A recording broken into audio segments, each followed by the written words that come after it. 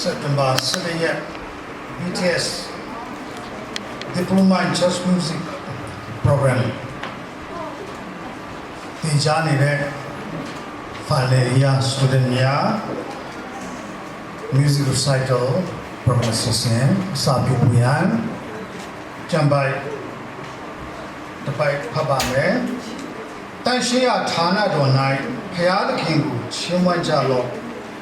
ဘုံတော်ထင်ရှားရာကောင်းကင်မျက်နှာချက်ပေါ်မှာချီးမွမ်းကြလော့ထူဆန်းသောတကူများကြောင့်ဖျားသခင်ကိုချီးမွမ်းကြလော့အလွန်တရာကြီးမြတ်တော်မူခြင်းရှိသည့်တိုင်းချီးမွမ်းကြလော့တဘိုးမုတ်လျက်ဘုရားသခင်ကိုချီးမွမ်းကြလော့တယောနဲ့ဆောင်းကိုတီးလျက်ချီးမွမ်းကြလော့ပတ်တာတီးလျက်ကခုံလျက်ချီးမွမ်းကြလော့ကျိုးနဲ့ပြည့်စုံသောဒုရိယကိုတီးလျက်နေကြာကိုမှုတ်လျက်ချီးမွမ်းကြလော့အတန်ကျဲသောတန်လွင်ကိုတီးလျက်ချီးမွမ်းကြလော့အကြီးဆုံးသောလင်းဝဲကိုလည်းတီးလျက်ချီးမွမ်းကြလော့အသက်ရှိသောသူပေါင်းတို့သည်ထာဝရဘုရားကိုချီးမွမ်းကြစေဟာလေလုယာဒါဝိမင်းကြီးနဲ့ရှင်အာသအစရှိသောပရောဖက်များတို့သည်စင်ရေးထားသောစာလကျမ်းဖြစ်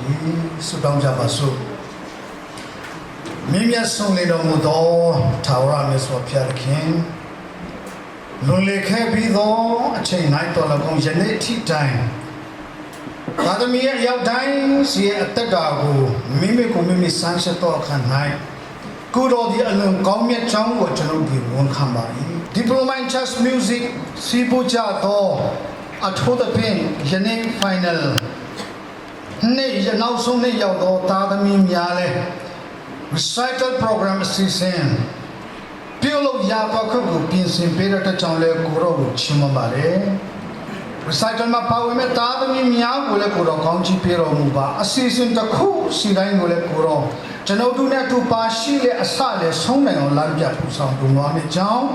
တပါးဒီတော်သားတော်ယေရှုခရစ်နာမနဲ့အစီအစဉ်အားလုံးကိုစက္ကဆုတောင်းကြပါရပါအာမင်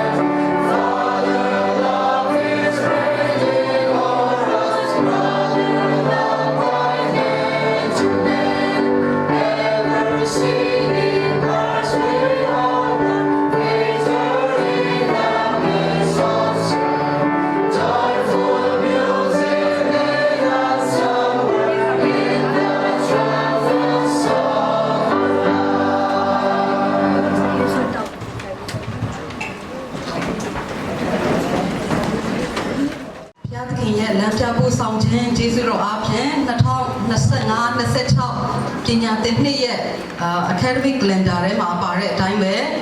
music recital ဒီကိုအတူတကွ ပြုလုပ်ခွင့်ပေးတဲ့ဘုရားရှင်နာမတော်တာ၍ဘုန်းကြီးပါစေဆာလံကျမ်းထဲမှာဆာလံဆရာကရေးထားတဲ့အရာလေးပေါ့နော် This is the day that the Lord has made we will rejoice and be glad in it ဆိုတော့ဤနေ့ဟာထာဝရဘုရားစီရင်တဲ့နေ့ရက်ဖြစ်တယ်အားလုံးအတူတူရှင်လန်းဝမ်းမြောက်ဖို့နေ့ဖြစ်တယ်ဆိုတော့ပထမဆုံးအနေနဲ့ပေါ့နော်အားလုံးကိုကြိုဆိုပါရယ်ကျောင်းတော်ကြီးကနေဒီကျောင်းပြီးမဲ့ကျောင်းသား၄ယောက်အတွက်တော်၎င်းသူနဲ့သက်ဆိုင်တဲ့မိဘဆွေမျိုးတွေနဲ့အတူကျောင်းသူကျောင်းသားဆရာဆရာမများအားလုံးကိုကျောင်းတော်ကြီးကနေကြိုဆိုရဲဆိုတဲ့အကြောင်းကိုအရင်ဆုံးပြောချင်တယ်ဆိုတော့ဒီနေ့တော့ကျွန်မအနေနဲ့တကယ်ကိုရင်ခုန်ရတဲ့နေ့ဖြစ်တယ်ဆိုတော့ကျွန်မစဉ်းစားတာပေါ့နော်ဒီနေ့တော်တော်ရင်ခုန်စရာကောင်းတာပဲပေါ့နော်ဘာလို့လဲဆိုတော့BTS ရဲ့ history မှာဒီနေ့ music recital ကပထမဆုံးအကြိမ်ဖြစ်တယ်ပေါ့နော်ဆိုတော့အရင် graduate တခါတော့ဖြစ်ရှိခဲ့တယ်သို့တော်လည်းပဲ music recital မလုပ်ခဲ့ဘူးပေါ့နော်ဆိုတော့ဒီနေ့ပထမဆုံးဖြစ်တယ် BTS history ရဲ့ပထမဆုံးနေ့ဖြစ်တဲ့အတွက်ကြောင့်ပေါ့နော်ကျွန်မအရင်ရင်ခုန်တယ်ဆိုတော့တကယ်တမ်းကျတော့ကျွန်မတယောက်တည်းမဟုတ်ဘူးပေါ့နော်ဒီနေ့ဟာရင်ခုန်တန်လေးစုဝေးတဲ့နေ့ဖြစ်မယ်လို့ထင်တယ်နော်ဘာကြောင့်လဲဆိုတော့ဒီကျောင်းပြီးမဲ့ကျောင်းသား၄ယောက်လည်းတအားရင်ခုန်မှာပဲနော်ဆိုတော့သူတို့ရဲ့မိဘတွေကလည်းတအားရင်ခုန်မှာပဲဘာလို့လဲဆိုတော့ငါတို့သားတွေစင်မပြေပါမလားပေါ့နော်ဆိုတော့မိဘတွေရဲ့ရင်ခုန်တန်နောက်ပြီးတော့တင်ပေးတဲ့ဆရာတွေလည်းတအားရင်ခုန်မှာပဲဘာလို့လဲဆိုတော့ကိုတင်ပေးလိုက်တဲ့ဥစ္စာဟာတခုခုဖြစ်ရင်တော့ငါတို့နာမည်ပြတ်ပြီဆိုတော့ဘာလို့ဆိုတော့ဇမကလည်းဟာ BTS ဆိုတဲ့နာမည်နဲ့ဆိုတော့အကုန်လုံးနောက်ပြီးတော့ဒီမှာ theological students တွေပဲဖြစ်ဖြစ် music တွေပဲဖြစ်ဖြစ်ပေါ့နော်အကုန်လုံးကဒါပထမဆုံးအတွေ့အကြုံဖြစ်တဲ့အတွက်ကြောင့်ပေါ့နော်ဆိုတော့ရင်ခုန်ကြတယ်ဒါကြောင့်မို့ဒီနေ့ဟာတကယ်ကိုရင်ခုန်တန်နေစုဝေးတဲ့နေ့ရဲ့အချိန်ဖြစ်တယ်ဆိုတာကိုအရင်ဆုံးပြောချင်တယ်ဆိုတော့ကျေးဇူးတင်တယ်အားလုံးတက်တက်ကြွကြွနဲ့ပါဝင်ပေးတဲ့သူတွေအားလုံးကိုကျေးဇူးတင်တယ်နောက်ပြီးတော့semester ၄ခုပေါ့နော်semester ၄ခုကိုကောင်းကောင်းမွန်မွန်နဲ့တက်ခဲ့တဲ့ဒီကျောင်းသား၄ယောက်ကိုလည်းအရန်ဂုဏ်ယူပါတယ်ဂုဏ်ပြုတယ်သူတို့ရဲ့စူးစမ်းအားထုတ်မှုကြောင့်ဒီနေ့အစီအစဉ်ရှိတာဖြစ်တယ်ဆိုတော့သူတို့ကိုလွတ်ပေးတဲ့မိဘတွေပေါ့နော်ဒီကျောင်းကိုစိတ်ချစွာနဲ့တချို့က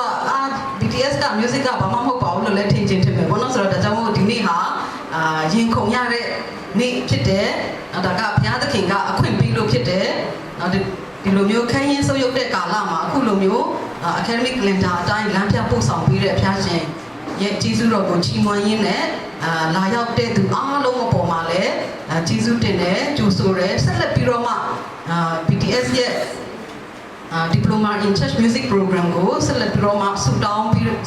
ပေးဖို့ရယ်ဆက်ပြီးတော့မှကိုရှိတဲ့နေရာမှာဆက်လက်ကြော်ညာပေးချဖို့ကိုလည်းဖော်ပြခြင်းနဲ့အားလုံးကိုကျေးဇူးတင်တယ်ဆိုတော့ဒီ music coordinator ဆရာတင်စပုံကိုလည်းအထူးပဲကျေးဇူးတင်တယ်ဆိုတော့သူရဲ့ဥဆောင်မှုเนาะတင်ပေးတဲ့ဆရာတွေအားလုံးဆရာဒီအားလုံးပေါ့เนาะ church music မှာတင်ပေးတဲ့ဆရာတွေအားလုံးအချိန်ပေးတဲ့သူတွေအားလုံးကိုလည်းအထူးပဲကျေးဇူးတင်တဲ့အကြောင်းကိုပြောရင်းနဲ့ညီကုန်းထုတ်ချင်ပါတယ်အားလုံးကိုကျေးဇူးတင်တယ်အားလုံးပဲမင်္ဂလာပါအခုလိုမျိုး BTS ကျောင်းတော်ကြီးရဲ့ Church Music Program အနေဖြင့် Music Recital ပြုလုပ်နိုင်ခြင်းအခွင့်အခါကောင်းကိုပြင်ဆင်ပေးတဲ့ဘုရားရှင်ရဲ့နာမတော်ကိုချီးမွမ်းပါရယ်ချီးဦးစွာပါတော့ကျွန်တော်တို့နဲ့အတူအမြဲတမ်းကျွန်တော်တို့ယူဆောင်လာတဲ့ phone လေးတွေကျေးဇူးပြုပြီးတော့ power of ရတောင်မှာ silent mode မှာထားပြီးဖို့ပထမဆုံးလူမျိုးတောင်းပန်ချင်ပါတယ်ပြီးတော့ဒုတိယအနေနဲ့ဒီကျွန်တော်တို့အားပေးတဲ့အခါမှာလက်ခုပ်တီးတဲ့အခါမှာ host များရဲ့ဖိတ်ခေါ်တာအရာကျွန်တော်တို့အားပေးဖို့ဖြစ်ပါတယ်ပြီးတော့တခုလေးအားပေးတဲ့အချိန်မှာကျွန်တော်တို့လက်ခုပ်လေးတွေတီးတဲ့အချိန်မှာသူတို့စတီးပြီးဆိုတာနဲ့အားလုံးအတတ်နိုင်ဆုံးကြီးတက်တက်လေးထိုင်ပေးရအောင်ပြီးတဲ့အခါမှာပဲပြန်ပြီးတော့တီးရအောင်ဆိုပြီးမှ ပြီးတော့စတီးတာနဲ့ဆောဟောပါလေsing song service ကျွန်တော်တို့ပြုလုပ်တယ်လို့freely နဲ့စဆိုတာနဲ့လက်ကိုဟောပါပေးပြီးမှလက်တီးတာမျိုးကျေးဇူးပြီးတော့မလုပ်ပေးဖို့ဖိတ်ခေါ်ပါတယ်ဘာဖြစ်လို့ဆိုတော့သူတို့တွေမပြောနဲ့ကျွန်တော်တို့တောင်မှရရှိကုန်နေတဲ့အတွက်ကြောင့်မို့ဖြစ်ပါတယ်သူတို့တီးတဲ့ဟာလေးတွေပျောက်သွားမှလည်းစိုးရရပါတယ်အဲဒီတော့လက်ကိုလေးတွေတီးတဲ့ချိန်မှာခုနပြောသလို welcome တဲ့ခါမှာဖိတ်ခေါ်တဲ့ချိန်မှာကြိုဆိုတဲ့ချိန်မှာတီးမယ်ပြီးတော့ပြီးတဲ့ခါမှာပဲတပုတ်ပြီးတိုင်းတီးလို့ရတယ်ဆိုတဲ့အကြောင်းဆက်လက်ပြီးတော့ပြောချင်ပါတယ်ပြီးတော့ recyclist များကိုကျွန်တော် make set မပေးခင်မှာဒီ recyclist တွေဒီနေ့အခုလိုမျိုးအခြေအသုံးပြုနိုင်အောင်သူတို့ကောင်းမွန်စွာကောင်းမွန်စွာကြောင်းပြီးနိုင်ဖို့ရအတွက်ဒီ diploma in church music သူတို့တက်ခဲ့တဲ့ခရီးတစ်လျှောက်မှာအာတုံခွန်ဆိုင်အချိန်ပေးပြီးတော့တာဝန်ယူပေးပြီးတော့စေတနာပြည့်ဝစွာဖြင့်တင်ပေးနေကြတဲ့ဆရာများကိုရှိဦးစွာမိတ်ဆက်ပေးလိုပါတယ်ပထမအနေနဲ့ opening prayer ကျွန်တော်တို့အချိန်ယူပေးသွားတဲ့ Reverend Dr. ဇာတဲ့တော်စကိပထောင်းကျေးဇူးပြုပြီးတော့မတင်စီတင်ပါတယ်ဒုတိယအနေနဲ့ Pastor Boy ကျင်ထန်း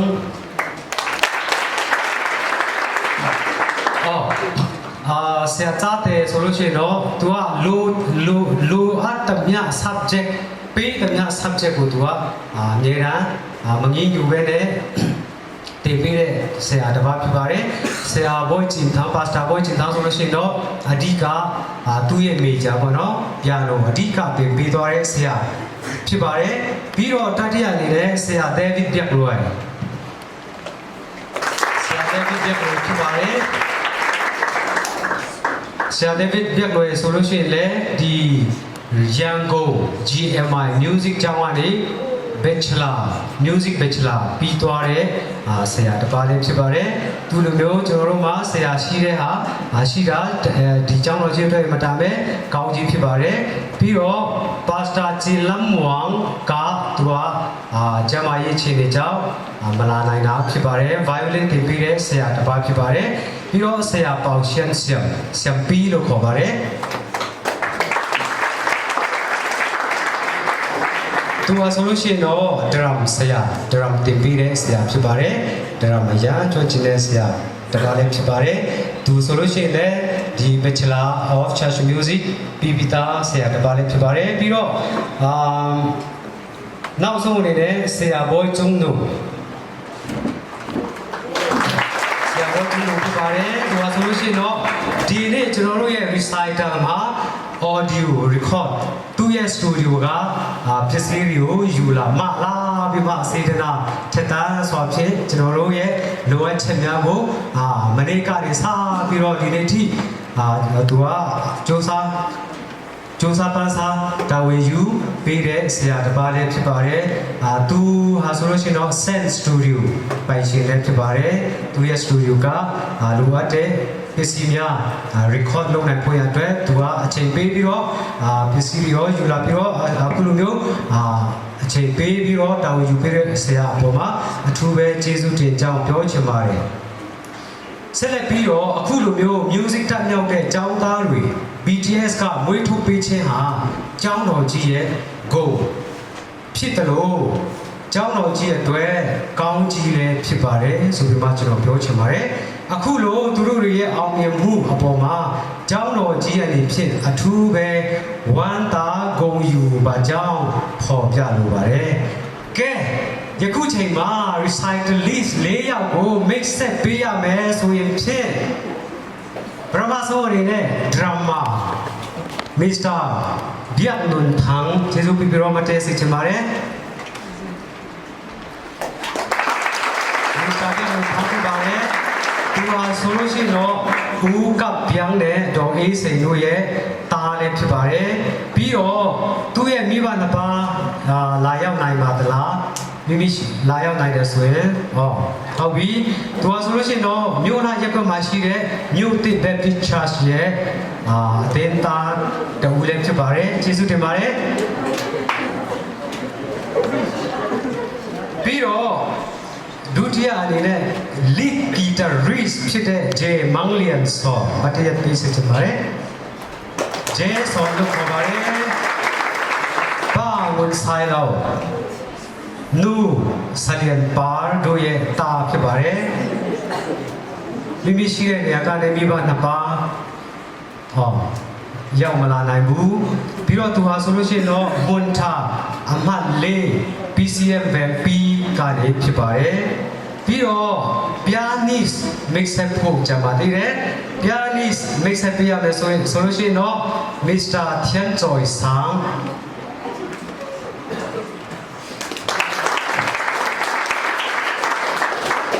သူဟာဆိုလို့ရှိရင်တော့ပါ boy ချန်ထန်းနဲ့နူ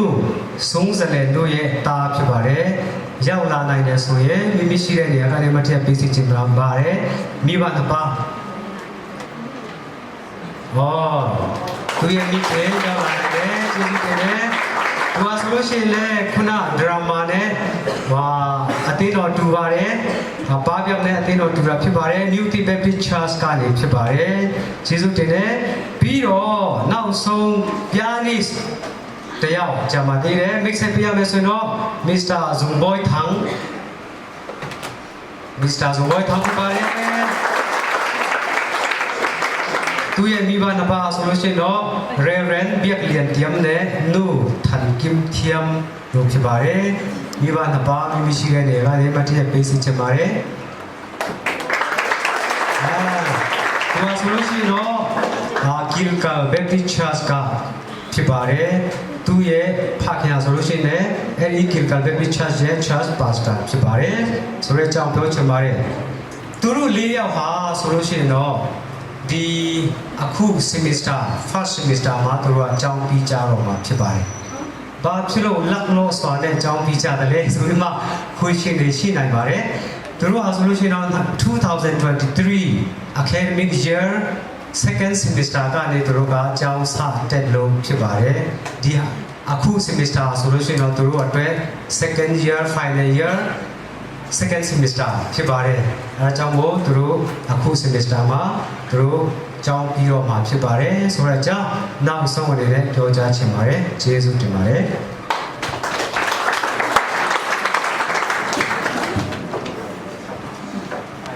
အားလုံးပဲမင်္ဂလာပါကြောက်ရလာကြတဲ့ချစ်ရတဲ့ပရိသတ်များအားလုံးမင်္ဂလာရှိတဲ့ညနေခင်းလေးပါရှင်ခုလိုမျိုးအားလုံးနဲ့အတူတကွဘုရားသခင်ကောင်းချီးပေးတဲ့နေ့လေးမှာဘုရားရဲ့ကြီးစွာကိုချီးမွမ်းဖို့ရအတွက်ရောက်ရှိလာကြတဲ့သူတွေနဲ့တွေ့ရလို့အင်မတန်မှရှင်နူးလို့ဝမ်းမြောက်နေပါတယ်ဒီနေ့ဒီ program မှာ host အနေဖြင့်ကျွန်မ easily ဦးနဲ့ကျွန်တော်လွန်မီလာလောက်ကနေပြီးတော့ပါဝင်ဆောင်ရွက်သွားကြမှာဖြစ်ပါတယ်ဒီနေ့ကျွန်တော်တို့ပြုလုပ်မဲ့ program လေးကတော့ဒီ BTS မှာဖွင့်လှစ်ပြီးတော့မှ Diploma in Church Music ကနေ Music Recital Program လေးဖြစ်ပါတယ်ဒီနေ့အဆင့်လှုပ်ရှားတဲ့နေ့ဆိုတော့ကျွန်တော်လည်းအရင်ကဆင့်လှုပ်ရှားပါတယ်လို့ဒီနေ့ဒီ program မှာပါဝင်တိခတ်သွားမယ့်အရာတွေကိုအနည်းငယ်ပြောပြသွားချင်ပါတယ်ဒီအရာတွေကတော့ piano solo lead guitar drum bass guitar piano drum နဲ့ band တွေနဲ့တိခတ် perform လုပ်ကြမှာဖြစ်ပါတယ်ပထမဆုံးအနေနဲ့ကျွန်တော်တို့perform men's အနေနဲ့ piano solo လေးနဲ့တင်ဆက်သွားရမယ့်အချိန်ဖြစ်ပါတယ်တစ်ဆက်တည်းမှာခေါ်တော့မယ်နော်ဆိုတော့ piano solo တီးမဲ့တခြင်းကတော့ Icarus ဖြစ်ပြီးတော့မှဒီတခြင်းကို Tony N ကဖန်တီးခဲ့ပြီးတော့မှ Dave က arrange ပြန်လုပ်ထားတဲ့တခြင်းဖြစ်ပါတယ် Icarus ဟာဆိုရင်တော့ဒန်နာရီဖြစ်တယ်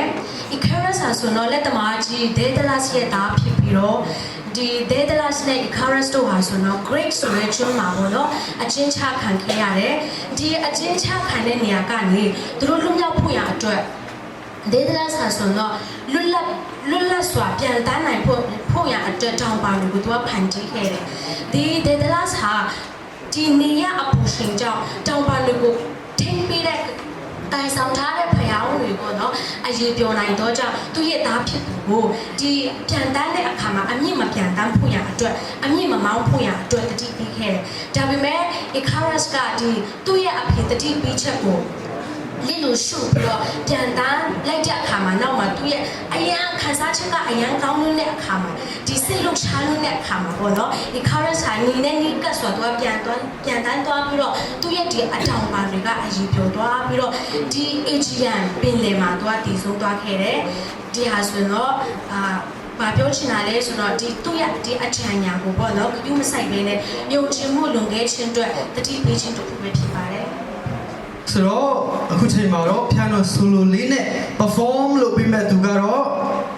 Zoom Mr. Zoom Boy ทำဖြစ်ပါတယ်အားလုံးလည်းဖုတ်တိပြတ်ဆိုကြပါစို့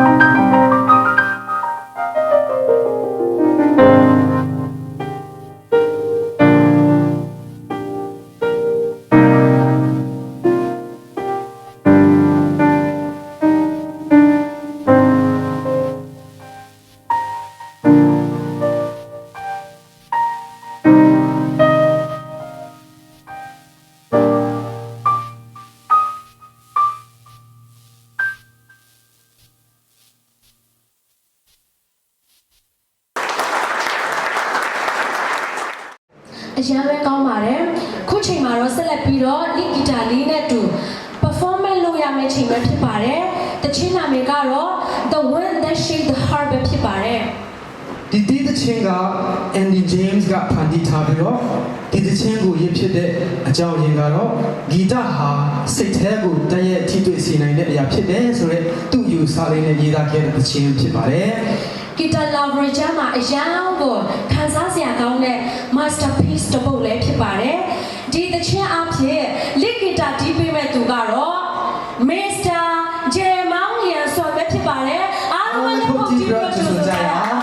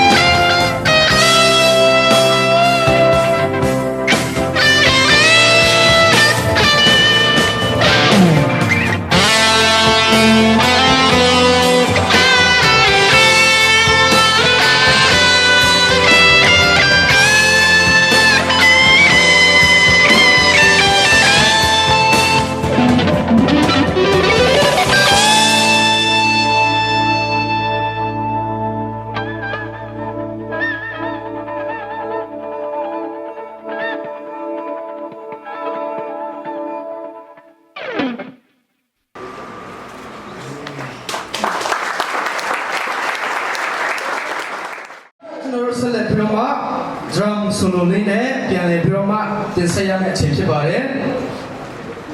တင်ဆက်မယ့်တခြင်းရဲ့အမည်ကတော့ Come Together ဖြစ်ပါတယ်ဒီတခြင်းကို John Lennon နဲ့ Paul McCartney တို့က Better Kid မှာဖန်တီးခဲ့ကြတဲ့ပုံမှန် rock classic တပုံဖြစ်ပါတယ်ဒီတခြင်းရဲ့အဓိပ္ပာယ်ပါလဲဆိုလို့ရှိရင်အခိုင်အမာ Dan တူညီမျှမှုနဲ့အာရင်ပေါင်းစပ်မှုကိုအဓိကထားပြောတဲ့တခြင်းလည်းဖြစ်ပါတယ်ဒီတချင်းကို drum solo နဲ့ဒူ perform သွားတဲ့သူကတော့ Mr. ဗျာလွန်ထောင်းပဲဖြစ်ပါတယ်လက်ခုပ်တီးဖို့ကြိုဆိုကြရအောင်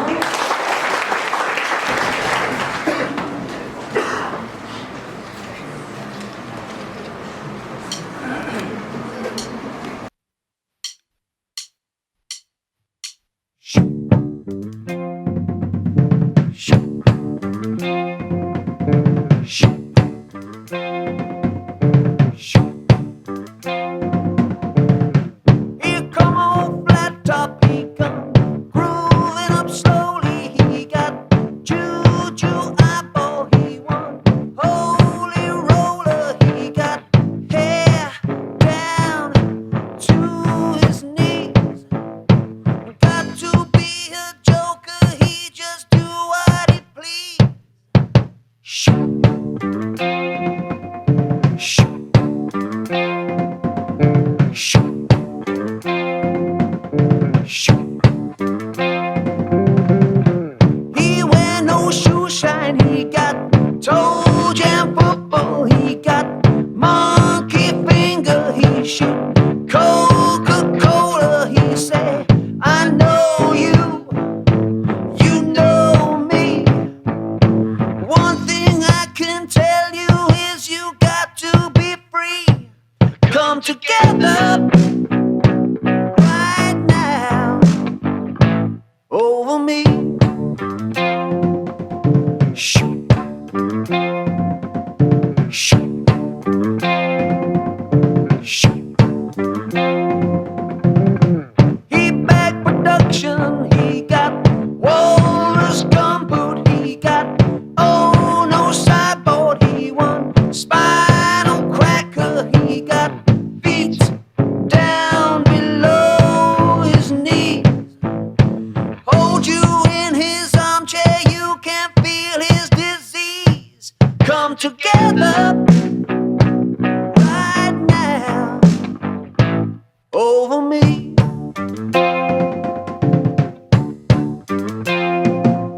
Right.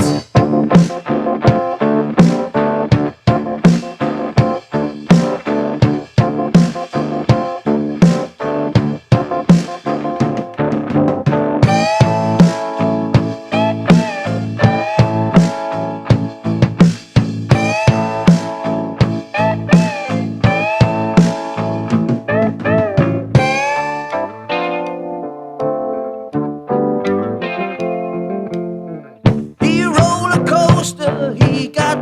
early warning, he got muddy water, he won mojo filter, he said 1 and 1 and 1 is 3.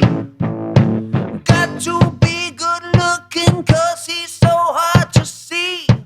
Come together right now over me.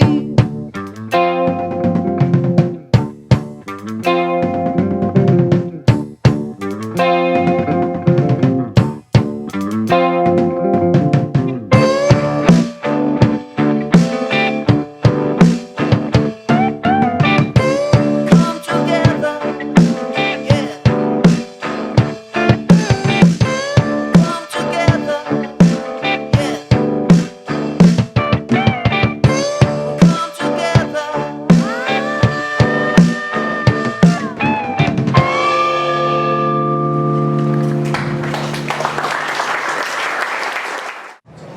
ဆက်လက်ပြီးတော့တချင်းနာမည်က Livingston ဖြစ်ပြီးတော့ဒီတချင်းကို Michael Giacchino ကနေဖန်တီးထားတာပဲဖြစ်ပါတယ်ဒီတချင်းကပုံပြင်ဆန်ဆန်လှပတဲ့ဒေးတန်တစ်ပုတ်လည်းဖြစ်ပါတယ် ဒီတခြင်းရဲ့ background အနေချင်းလေးကျွန်တော်ပြောပြချင်ပါတယ် Livingston ဆိုတဲ့စကားလုံးကပြင်သစ်ဩဝါဒ စကားဖြစ်ပြီးတော့မှပွဲလို့အဓိပ္ပာယ်ရပါတယ်ဒီစကားစုဖြစ်တဲ့ဒီ festival ဟာဆိုလို့ရှိရင်ရထချောင်းလီစပုံမွန်းကျွက်ကလေးရုပ်ရှင်တွေကတချင်းရဲ့အကောင်းစဉ်အဖြစ်လူသိများပါတယ်အဲ့ဒီထဲမှာလည်းကျွန်တော်ပါပါတယ်ဒီတချင်းကတော့မျိုးလင့်ချက်နဲ့လွတ်လပ်မှုကိုရှာတွေ့တဲ့စာလောင်မှုသိသူတကူရဲ့အိမ်မက်တွေကိုတရုပ်ပေါ်ထားပြီးတော့ပျော်ရွှင်မှုနဲ့ပြည့်စုံမှုရဲ့ကြီးကျယ်တဲ့ပွဲကိုဖြစ်ပေါ်စေတဲ့အရာဖြစ်ပါတယ်The fasting တခြင်းကပင်ပန်းဆင်းရဲခြင်းကနေပြီးမှလွတ်မြောက်ခြင်းနဲ့ပျော်ရွှင်ခြင်းစီကိုပို့ဆောင်ပေးတဲ့ဘွဲဆိုပြီးတော့သဘောတရားဖြစ်ကိုစာပြုထားတာဖြစ်ပါတယ်။ဒီတခြင်းဟာအိမ်မက်တွေပျော်ရွှင်မှုတွေဝမ်းနည်းမှုတွေလွတ်လပ်မှုတွေနဲ့အစာပြုမှုအသစ်တွေရဲ့အကြောင်းအရာတွေကိုထင်ဟပ်စေတဲ့တခြင်းဖြစ်ပါတယ်။ ဒီတချင်းကိုအရာမဲ့ခိုင်ညာချုံမလှပါတယ်မစ္စတာချန်ဂျိုးဆန်ကနေ performance လုပ်ပေးသွားမှာဖြစ်ပါတယ်လက်ခုပ်တီးကြရအောင်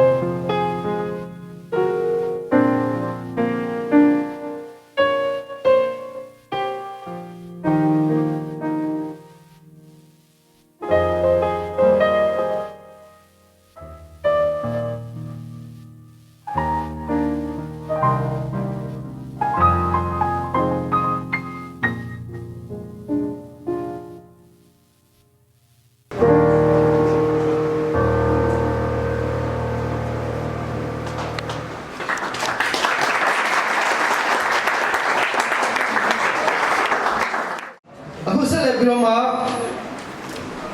bass guitar လေးနဲ့ပြန်လည်ပြီးတော့ perform လုပ်သွားရမယ့်အချိန်ဖြစ်ပါတယ် တချင်းရဲ့အမည်ကတော့ Fly Me to the Moon ဖြစ်ပြီးတော့မှဒီတချင်းကို1954ခုနှစ်မှာ Burt Hobart ရေးခဲ့ပြီးတော့မှ Frank Sinatra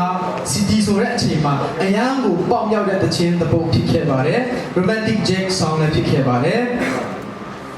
ဒီတချင်းအဖြစ် bass guitar ကို perform လုပ်ပြီးသွားမဲ့သူကတော့ဘယ်သူလို့ထင်ကြပါသလဲ Mr. Zomboy ထောင်ကိုထပ်မံ profit ကိုကြားရအောင်လက်ကိုတီးပြီးတော့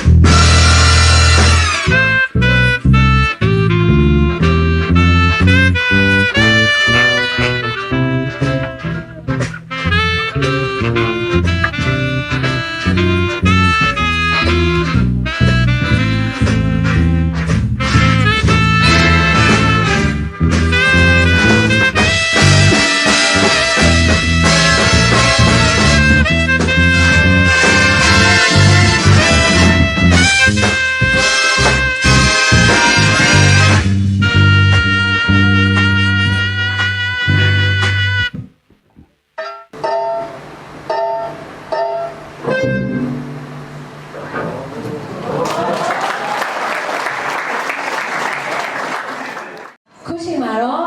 Jam ဆိုတဲ့တချင်းဖြစ်ပြီးတော့ဒီတချင်းကို A.D. Van Halen, Alex Van Halen, David Lee Roth တို့ကနေဒီဆိုရေးဖွဲ့ထားတဲ့တချင်းပဲဖြစ်ပါတယ်ဒီတချင်းဟာဆိုရင်တော့စိတ်အားထက်သန်မှုပိုပေးတဲ့ energetic and tiltable ပဲဖြစ်ပါတယ် ခုမှတော့ drum solo အနေနဲ့ perform လုပ်ပေးမဲ့သူကတော့ဘယ်သူလို့ထင်ပါသလဲဗျာနွန်ထောင်းဖြစ်ပါအားလုံးလက်ခုပ်တီးမဲ့ကြိုဆိုကြရအောင်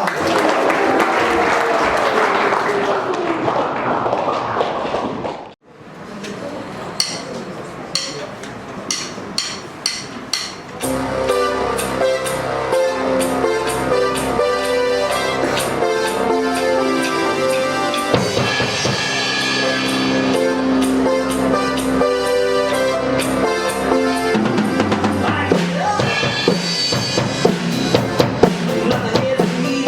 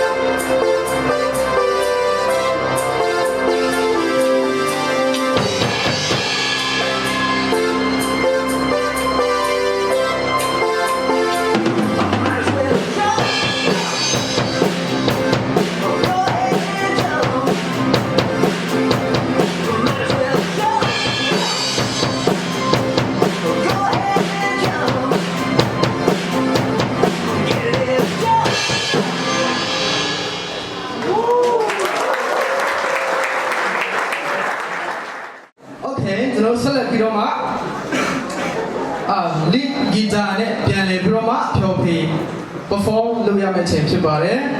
တချင်ရဲ့နာမည်ကတော့ Crashing Day တချင်ဖြစ်ပြီးတော့ Joe Satriani က1989ခုနှစ်မှာ Surfing with the Alien album ထဲကဖြစ်ပြီးတော့ဒီ guitar lovers တွေကြမှာထွန်းထွန်းပပနာမည်ကျော်ခဲ့တဲ့တချင်ဖြစ်ပါတယ်ဒီတချင်းအဖြစ်လိဂီတာလေးနဲ့အတူဖြောဖြေတင်ဆက်မဟုတ်ပဲနဲ့ဟုတ်တယ်။ဖောက်ကောင်းတော့ပြည့်တဲ့ကြတော့ဘာတူလဲဆိုတော့ Mr. J. Manglia ဆော်လက်ဖြစ်ပါတယ်လက်ခုပ်တီးပြီးတော့ကျူဆကြရအောင်။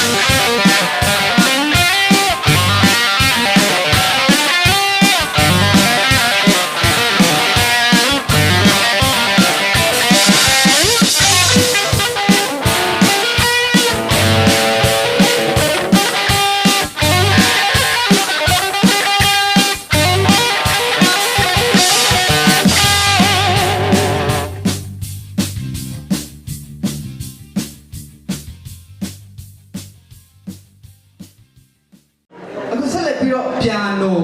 တယောက်လေးမဟုတ်တော့ဘူးအခုက duet ဖြစ်ပြီနော် duet နဲ့ piano duet လေးနဲ့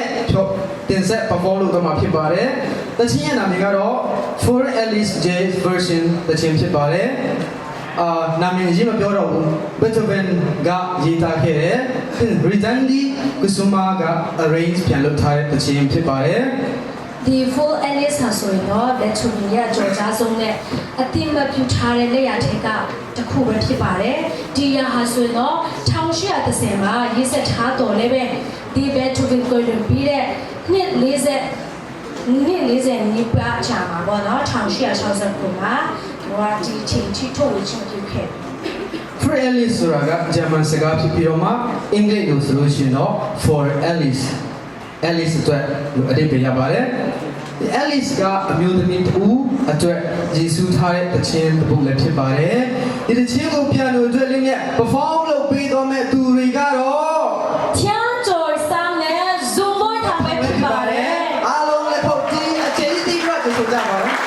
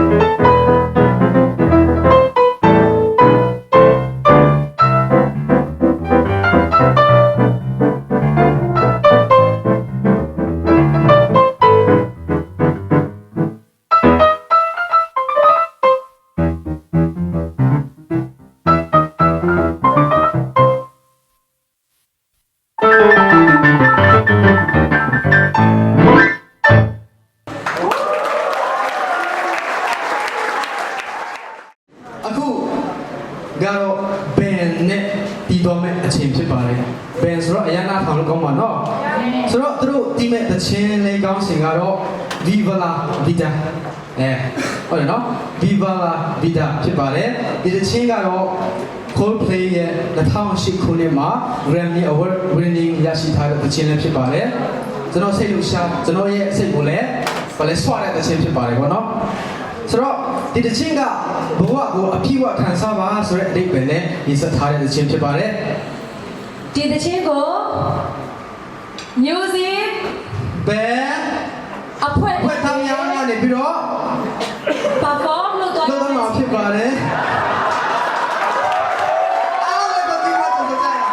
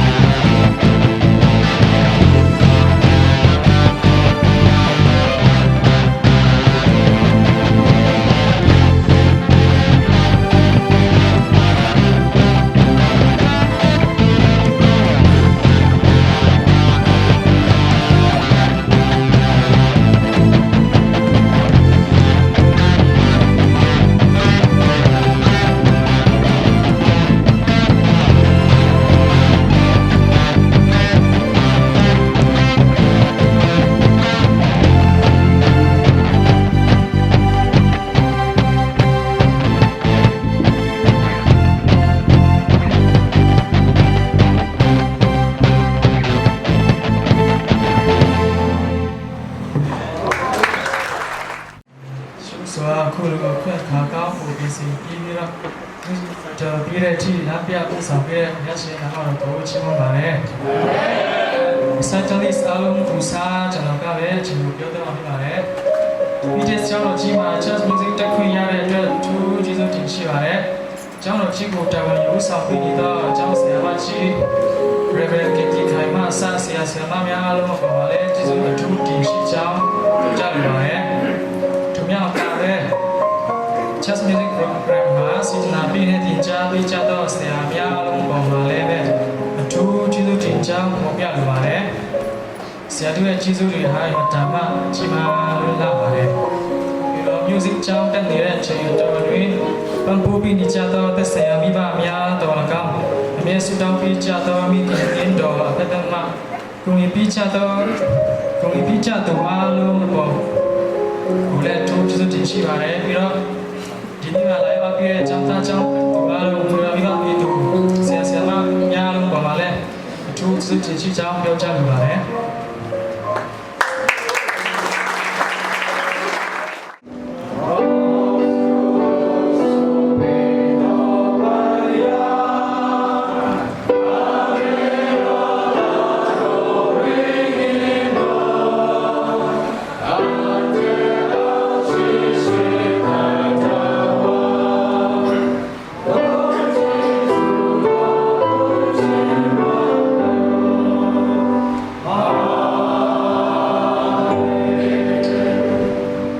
သုံးပါးသောဖျားဖြစ်တော်မူထသောခမည်းတော်သားတော်တန်ရှင်သောဝိညာဉ်တော်ဖျားထတော်ပါမှလူသားတို့ချမ်းစီမမြင်နိုင်သောဆုကျေးဇူးကောင်းချီးအဖျားဖျားသူသည်ယနေ့မျိုးရစ် recital အောင်မြင်စွာပြည့်စုံသွားသောတာကြီးလေးရအပေါ်မှာတော်ကောင်းကြွားရောက်လာရောက်သောဧပရိသတ်လူချင်းများအားလုံးအပေါ်သို့တက်ရောက်၍ ကာလအစဉ်နဲ့ဒီစီဒီပါစီကို